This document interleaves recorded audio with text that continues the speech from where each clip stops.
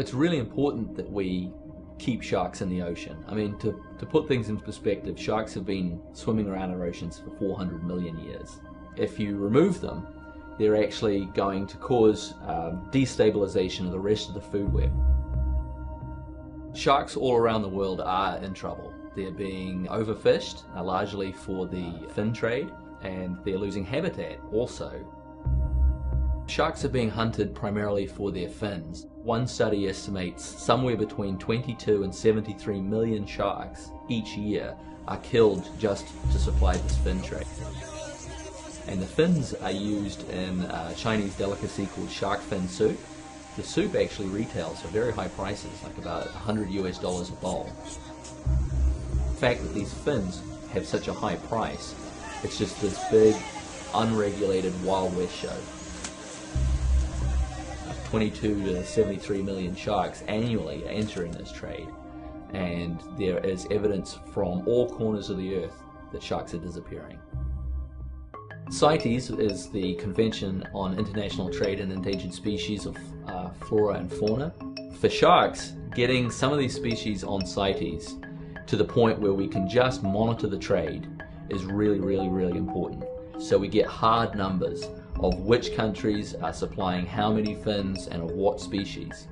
Doing DNA research on shark fins is very important. We can learn an awful lot with looking at the DNA. First, we can learn what species the shark fin came from. You can also look at the DNA and tell where it came from in the world, where it was born. And you can actually trace the fin back to the place where that shark was born and figure out which countries are exploiting the sharks the most, and then trace them back to the source for conservation. When we extract DNA from shark fins, what we do is we take a very small piece, just about the size of the nail on your little finger. That's stored. We take an even smaller piece off that, really just a tiny little thing about that big. You can get DNA from this little piece in 15 minutes.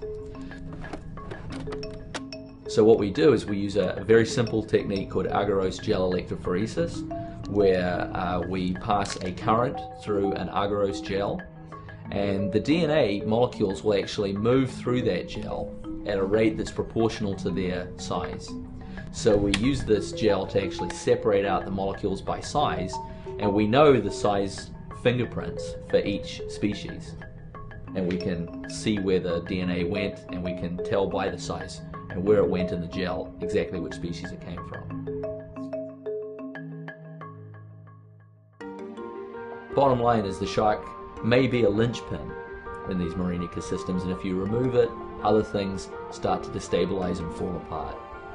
So it's essential that we use CITES to monitor this trade for the first time in history and get a sense of which species are in the trade, in what volumes and where they're coming from, so that we can manage these shark fisheries sustainably, because it is actually getting to the point where some species are probably going to be wiped out in certain regions and possibly wiped out altogether.